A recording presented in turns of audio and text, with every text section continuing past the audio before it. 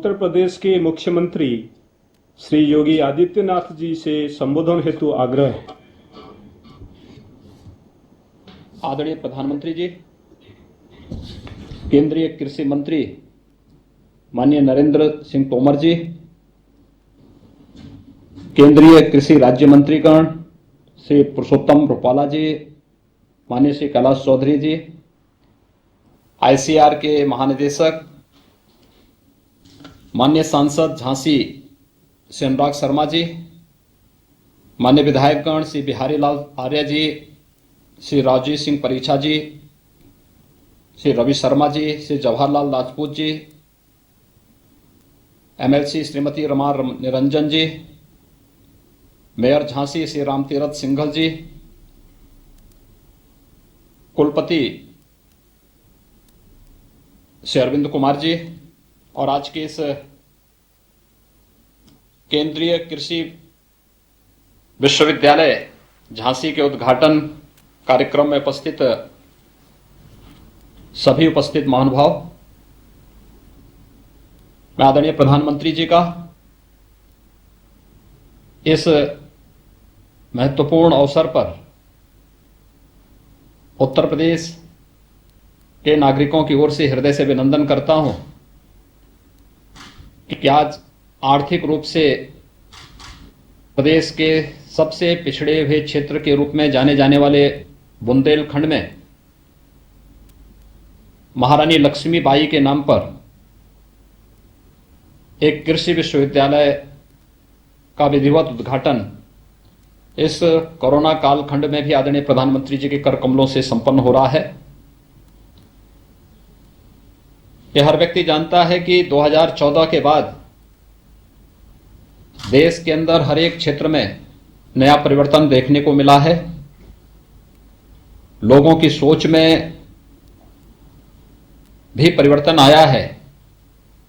क्योंकि उनके पास एक यशस्वी नेतृत्व देश में है और कृषि क्षेत्र में किसानों की आमदनी को दोगुना करने, किसानों को तकनीक के साथ जोड़ने, उनकी बुनियादी समस्याओं का समाधान करने के लिए उन्हें जिस प्रकार की मदद शासन स्तर पर प्रारंभ हुई है, प्रधानमंत्री कृषि सिंचाई योजना के माध्यम से भी जिस प्रकार से व्यापक परिवर्तन देखने को मिला है और किसानों की आमदनी को न्यूनतम समर्थन मूल्य के माध्यम से कई गुना बढ़ोतरी करने में मदद मिली है। कृषि विज्ञान केंद्रों ने स्थानीय स्तर पर किसानों को तकनीक के साथ जोड़ने, समय पे उन्हें उन्नत बीज उपलब्ध कराने में भी जो योगदान दिया है, ऐसी एक नई सोच का परिणाम है। मैं इस अवसर पर आदरणीय प्रधानमंत्री जी का अभिनंदन इसलिए भी करता हूं कि बुंदेलखंड क्षेत्र, जिसमें उत्तर प्रदेश के 7 जनपद आते हैं और मध्य प्रदेश राज्य के भी कुछ जनपद आते हैं, यह प्रतिवर्ष सूखा की चपेट में होता था,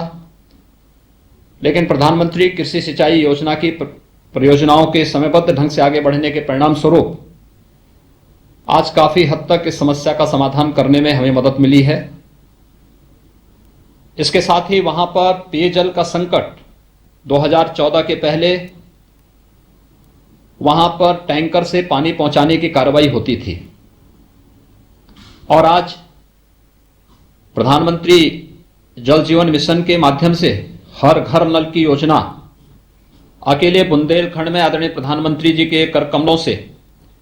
10,322 करोड़ रुपए की लागत से इन सभी जनपदों में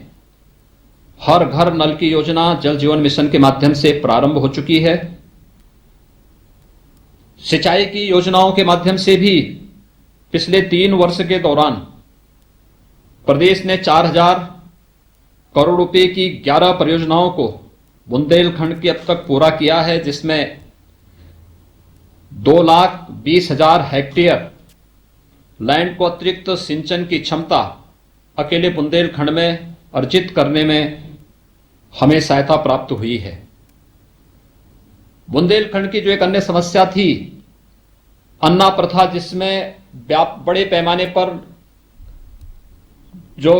निराश्रित गोवंश था, इसके कारण वहां फसलें समाप्त होती थी। आज बुंदेलखंड में पिछले 3 वर्ष के अंदर 1535 गौ आश्रय स्थल बना करके 1,54,000 से अधिक गोवंश को उन गौ आश्रय स्थलों में सुरक्षित रखने, उनके नस्ल सुधार के साथ ही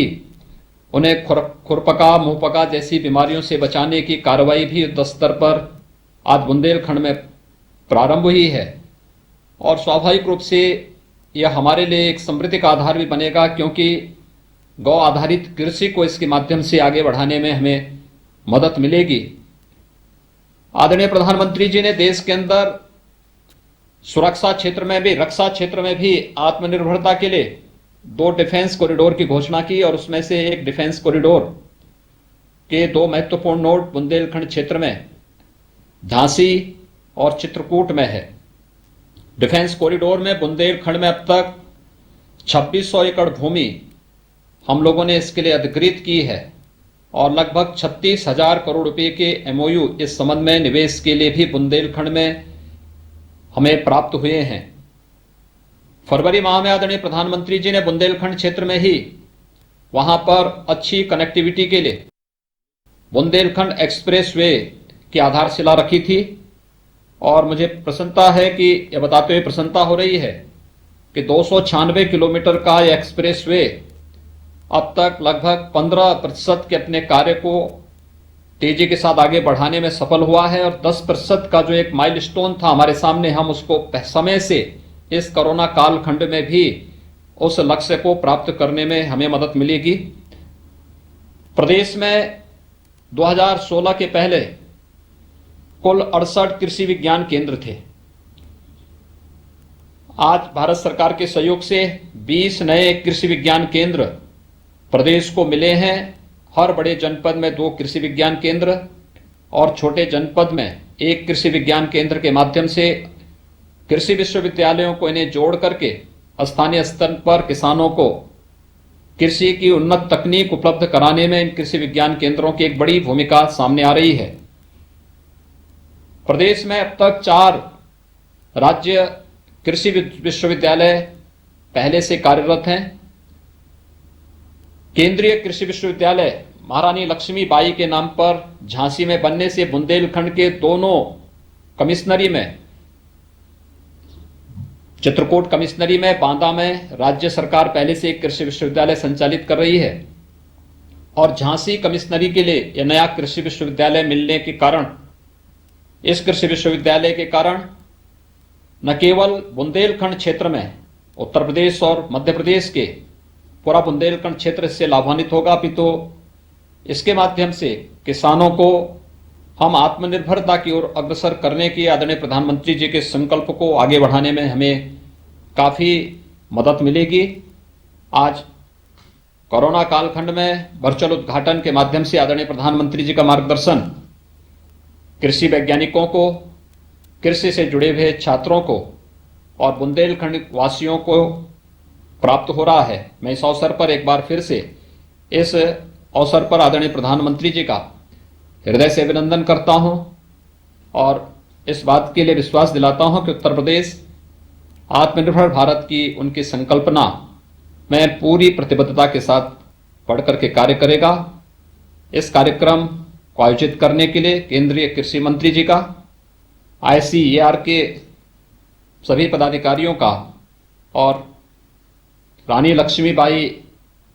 केंद्रीय कृषि विश्वविद्यालय